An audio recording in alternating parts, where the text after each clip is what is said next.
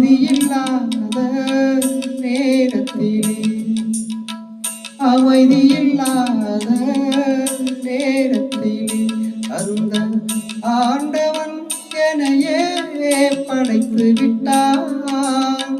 நிம்மதி இழந்தே நான் நினைத்தேன், இந்த நிலையில் உன்னை ஏன் தூதுவிட்டான்.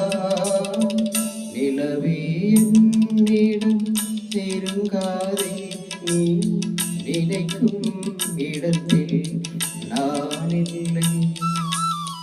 மலரே என்னிடம் மயங்காதே, மயங்கும் வகையில் நான் இல்லை.